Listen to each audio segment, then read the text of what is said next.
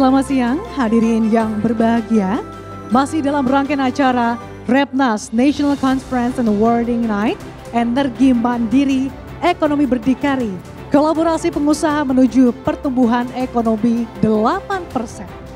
Dan di siang hari ini kita memasuki sesi berikutnya, yaitu Futurepreneur Talks pertama. Ini adalah sebuah sesi diskusi dan forum yang membahas terkait dengan peluang dan juga tantangan dalam pengembangan energi baru dan terbarukan, termasuk berbagai inisiatif hijau yang bisa dilakukan di sektor bisnis. Dan untuk sesi Future Talks pertama, tema diskusi siang ini adalah Synergizing Law, Investment and Risk Management in Energy Transition Era. Sesi ini akan dipandu langsung oleh Syafinas Nasyar.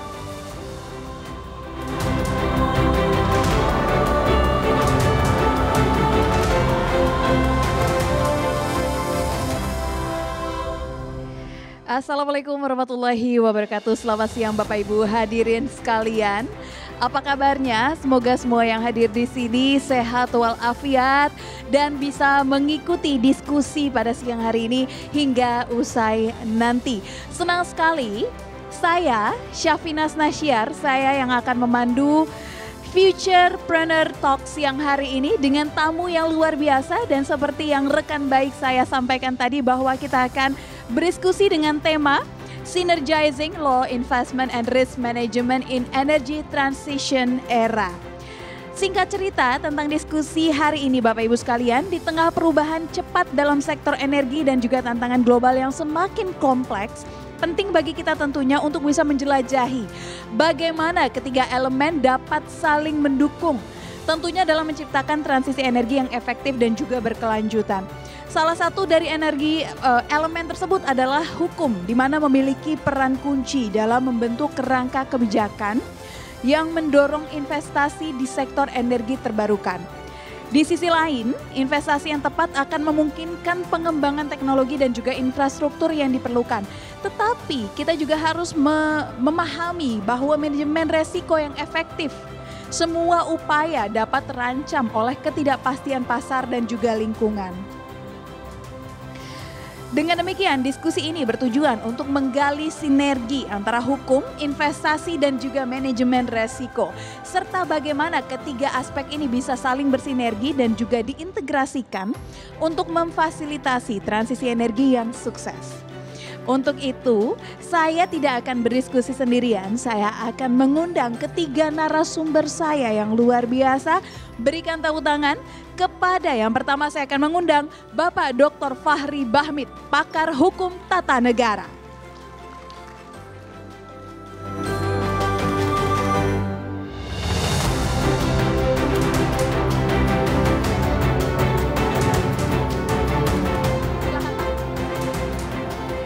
Selanjutnya saya mengundang Bapak Profesor Dr. Arief Satria, Rektor IPB University.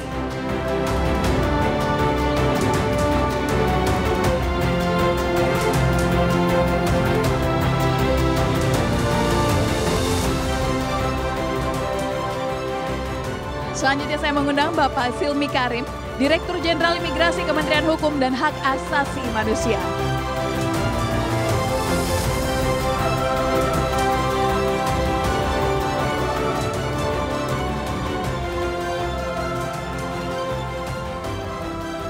Selanjutnya saya turut mengundang Bapak Profesor Dr. Muhammad Ihsan SEMA, Komisaris PT PLN Persero.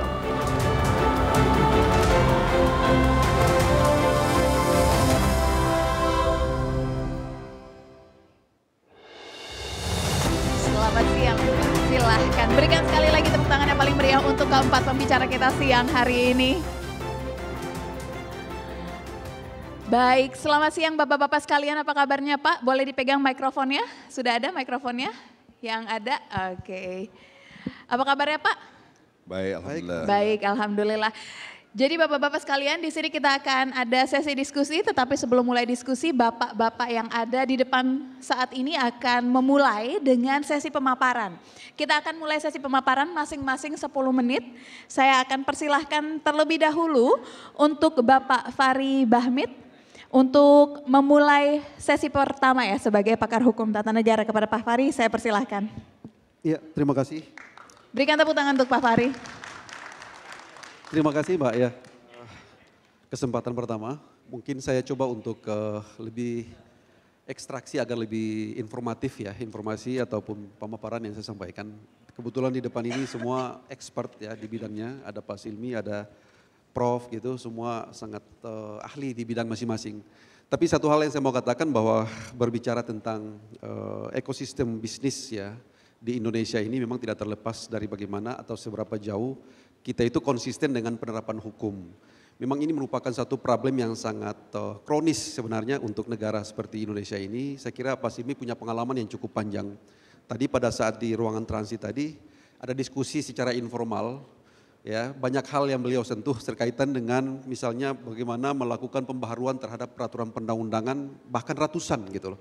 Nah kita memang satu negara yang memang harus diakui bahwa salah satu negara punya ciri yang di Indonesia ini adalah hiperregulasi. Ya jadi memang problem yang paling mendasar yang sangat elementer yang selama ini menjadi kajian kita para pemerhati hukum tata negara ataupun ilmu hukum. Bagaimana agar pengelolaan negara kita ini lebih efisien. Dengan cara apa? Agar persoalan bagaimana kita memproduksi aturan-aturan hukum itu lebih efisien, efektif, tidak boros dan seterusnya. Tapi itu susah untuk terhindarkan. Karena memang demikian itu pada tahun 2017 itu 2018 kita mencoba untuk melakukan beberapa terobosan penting. Salah satunya adalah gagasan yang paling mendasar dari pemerintah pada saat itu untuk bagaimana memotong mata rantai agar birokrasi, agar bagaimana peraturan perundang-undangan kita tidak gemuk, ya, agar investasi dan iklim investasi kita itu betul-betul efektif dan efisien, agar betul-betul orang berinvestasi di negeri ini kondusif, tidak panjang dan seterusnya, tidak ada kepastian hukum dan seterusnya dan seterusnya. Makanya pada saat itu pemerintah mencoba untuk menggagas satu pikiran yang luar biasa pada saat itu, walaupun di sana sini masih terdapat kekurangan seperti omnibus pada saat itu. Nah pada saat itu pemerintah ya Presiden Jokowi mencoba menyampaikan atau melakukan satu terobosan penting, walaupun pada saat itu secara hukum positif belum tersedia atau belum memadainya dari aspek metodologi untuk bagaimana kita membuat satu terobosan dengan metode omnibus law itu. Tapi pada saat itu akhirnya berani juga kita bisa melakukan atau bisa melakukan terobosan itu dengan menghadirkan satu peraturan yang sangat progresif yang kita kenal dengan metode omnibus law. Omnibus pada saat itu bertujuan sebenarnya untuk memotong itu agar kita lebih ramping ya dalam bernegara, birokrasi tidak panjang, peraturan perundang-undangan yang kita hasilkan betul-betul efektif dan ramah terhadap iklim berinvestasi dan berekonomi, tentunya seperti itu. Nah itu poin penting yang ingin mau saya katakan. Yang kedua, dengan perkembangan selanjutnya melalui beberapa pembaharuan, akhirnya kita bersepakat untuk bagaimana agar mengakomodasi atau mengakomodir pikiran itu dengan pembaharuan terhadap undang-undang tentang pembentukan peraturan perundang-undangan. Akhirnya pemerintah dan DPR bersepakat dengan melahirkannya Undang-Undang nomor 23 tahun 2013, nomor 13 2022 tentang perubahan kedua atas Undang-Undang nomor 12 tahun 2011 tentang pembentukan peraturan perundang-undangan.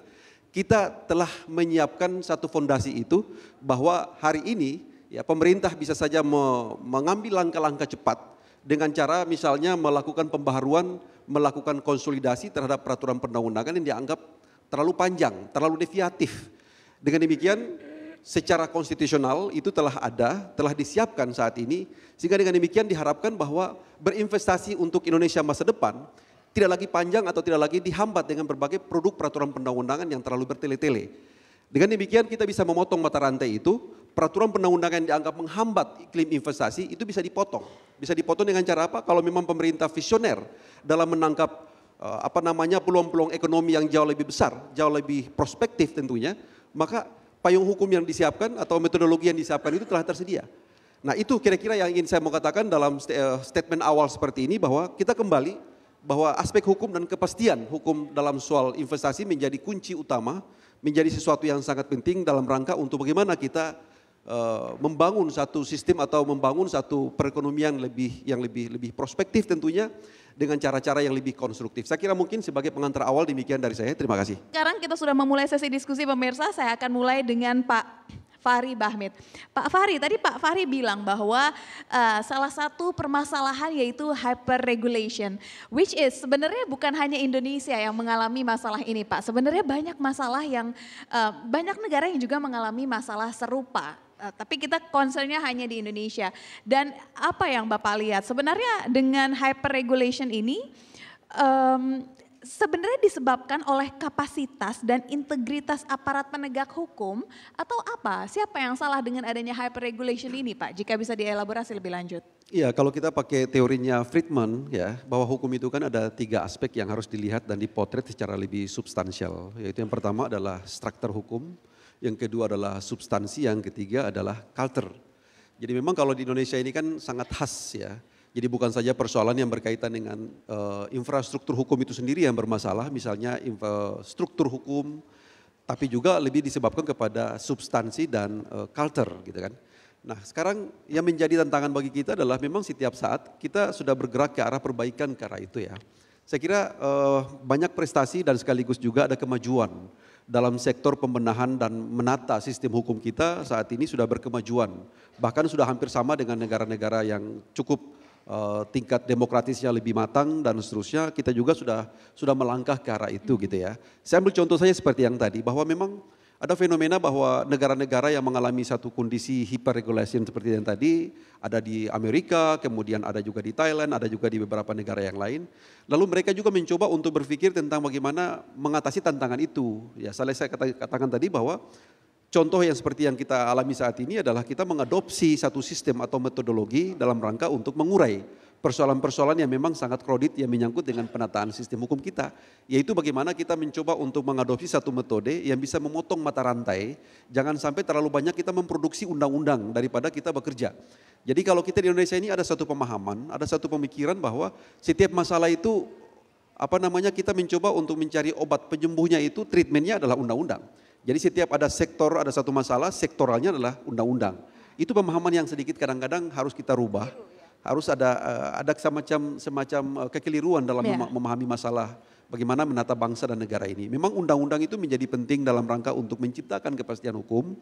Tapi sebenarnya yang paling jauh daripada itu adalah memang komitmen kita, aspek moral itu penting. Ya, yang sangat penting dalam rangka untuk mengimplementing soal-soal yang berkaitan dengan norma, kaidah dan seterusnya. Jadi tidak semua soal itu harus dengan undang-undang jawabannya, tapi bagaimana komitmen kita untuk membangun bagaimana tata kelola pemerintahan yang bersih, yang baik, ya, yang bertanggung jawab dan seterusnya itu menjadi penting. Makanya dalam peraturan perundang-undangan kita, Undang-Undang 30 2014 tentang administrasi pemerintahan, jadi bukan saja soal kepastian hukum yang harus kita kedepankan, tapi ada asas-asas umum pemerintahan yang baik. Apa itu pemerintahan yang baik? Ada aspek kepastian, ada aspek apalagi namanya proporsionalitas, ada aspek pelayanan dan seterusnya. Ini yang sebenarnya saat ini sudah kita lakukan sebenarnya ya. Jadi bukan juga kita tidak maju dalam soal seperti itu, tapi upaya kita, satu ikhtiar konstitusional yang sudah kita lakukan saat ini dengan melakukan berbagai pembaharuan di sektor hukum dan budaya hukum, itu sudah sangat maju saat ini. Jadi saya kira kita optimislah untuk bagaimana membangun bangsa dan negara ke depan, apalagi dalam rangka misalnya untuk memastikan iklim usaha kita, ya, ekosistem ya, bernegara kita, ekosistem berinvestasi kita itu tetap ke arah yang lebih kondusif dalam rangka untuk menggapai cita-cita Indonesia Emas 2045. Saya kira demikian. Boleh diberikan satu contoh nyata Pak, apa yang dilakukan oleh pemerintah sebelumnya dalam rangka mengatasi atau memberikan solusi kepada para investor yang menghadapi regulasi yang berubah secara tiba-tiba. Contoh nyata Pak. Ya, saya katakan tadi menarik yang disampaikan ya sama Pak Sibi tadi itu bagus banget dalam ruangan transit tadi itu bagus. Bahwa bagaimana kira-kira menyikapi soal-soal seperti itu dengan cara untuk memangkas birokrasinya, memangkas aturannya dan seterusnya. Nah, kalau investor itu agak capek sebenarnya kalau berinvestasi dalam satu prosedur yang bertele-tele gitu kan. Pebisnis itu kan tidak mau yang terlalu seperti itu. Pebisnis itu harus kita pastikan kenyamanan mereka dalam berinvestasi, aspek kepastian hukum itu sebagai sesuatu yang utama sebenarnya.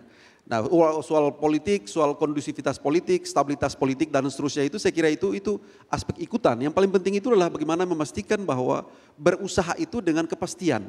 Nah, kepastian itu jadi kalau satu ketika nanti ya pengambil kebijakan ini harus memahami itu gitu loh, bahwa ada hal-hal yang perlu diterabas, ada hal-hal yang perlu dikesampingkan, harus dikesampingkan.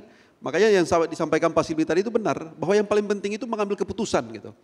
Jadi kalau jadi pemimpin atau pengambil keputusan dan kebijakan, jangan kita berpikir nanti kita buat dulu aturannya, kita berpikir dulu nanti mengukur dulu, memitigasi dulu, melakukan satu pendekatan yang bersifat prognosis gitu, untuk memastikan bahwa ini ada risiko atau tidak, itu salah.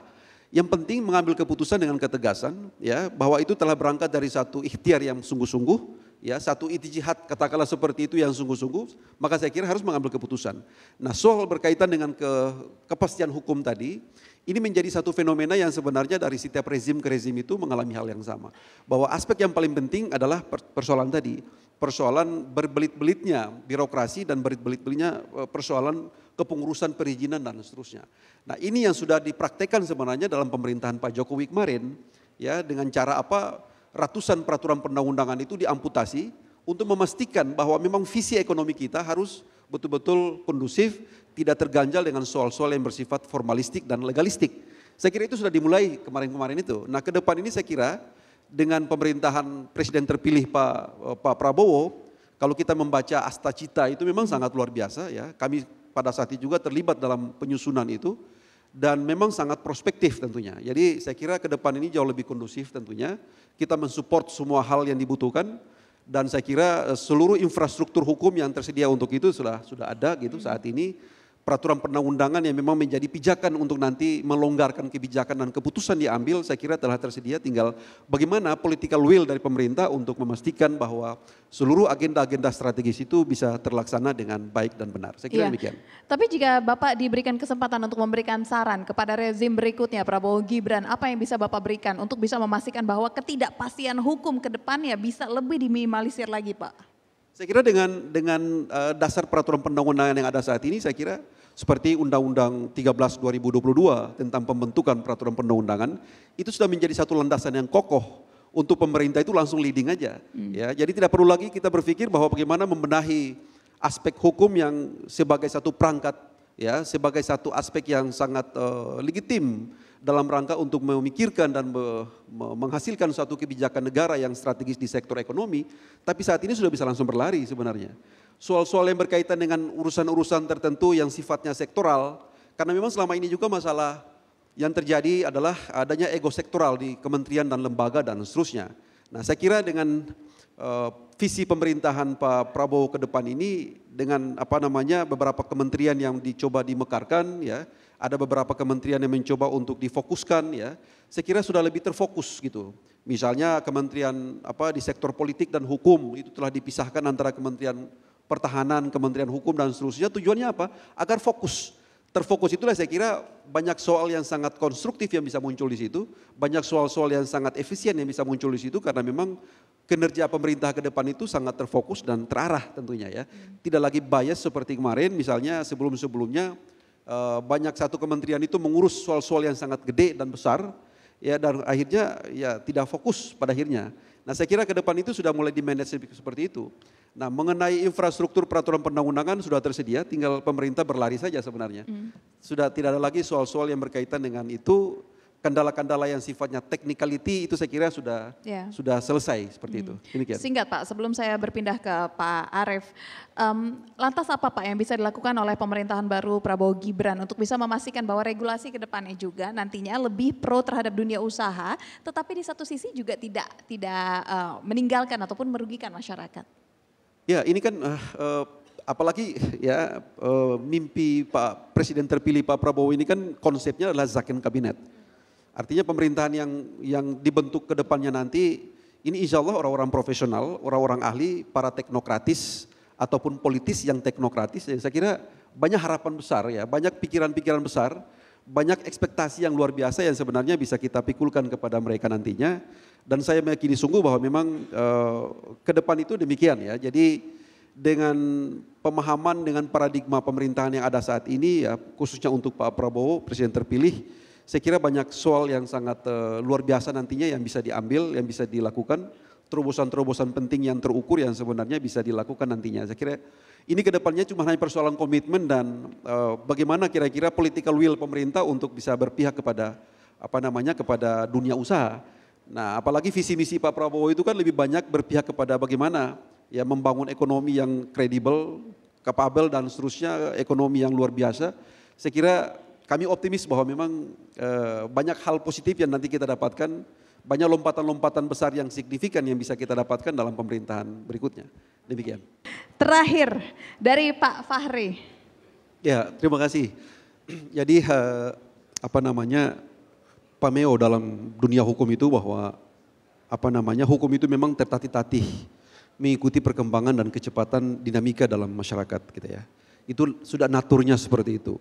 Makanya dalam berbagai upaya untuk menangkal soal-soal seperti itu, banyak terobosan yang secara evolutif, secara teoritik, banyak pemikir-pemikir hukum menghasilkan atau mengeluarkan kira-kira jalan keluarnya seperti apa untuk mengantisipasi dan menjawab tantangan masyarakat seperti itu. Nah, dalam peraturan perundang-undangan ini kan seperti yang kita katakan ada mekanisme yang tersedia, yaitu ada fast track legislation gitu ya. Jadi untuk memutus mata rantai dan tahapan-tahapan yang panjang, saya harapkan bahwa memang ke depan pemerintah harus memilih jalan itu, bahwa dalam rangka untuk memastikan itu setiap isu-isu yang berkaitan dengan ekonomi yang membutuhkan penanganan atau membutuhkan satu upaya hukum atau payung hukum, maka sebenarnya bisa dilakukan memotong mata rantai proses pembahasan undang-undang dalam keadaan normal. Jadi memang bisa dilakukan secara luar biasa dengan mekanisme fast track legislation itu. Jadi saya kira itu menjadi pedoman bagi kita sebagai guidance sebagai pemerintah untuk bagaimana memastikan agar sinergi antara soal-soal yang berkaitan dengan ekonomi dan hukum itu bisa berkelindang secara bersama-sama. Saya kira demikian. Baik. Sekali lagi boleh berikan tepuk tangan untuk Pak Fahri, Pak Arief, Pak Silmi dan juga Pak Ihsan. Jika saya boleh berikan kesimpulan bahwa ketidakpastian hukum di Indonesia ini masih menjadi tantangan yang sangat besar bagi investasi dan juga perekonomian, dan tentunya perlu pendekatan yang proaktif dari pemerintah untuk bisa mengurangi resiko yang dihadapi oleh para pelaku usaha. Sehingga secara keseluruhan sinergi antara pemerintah, pelaku usaha dan instansi terkait tentunya menjadi sangat krusial untuk bisa menciptakan iklim investasi yang lebih baik, memastikan pertumbuhan ekonomi yang berkelanjutan maksud saya, dan juga untuk bisa memajukan sektor energi baru terbarukan di Indonesia menjadi lebih baik lagi. Saya ucapkan terima kasih banyak kepada seluruh narasumber yang sudah berdiskusi. Terima kasih banyak. Saya Syafina Nasyar pamit undur diri. Berikan tepuk tangan sekali lagi untuk para narasumber di depan panggung, dan acara saya kembalikan lagi kepada Andi Syalini.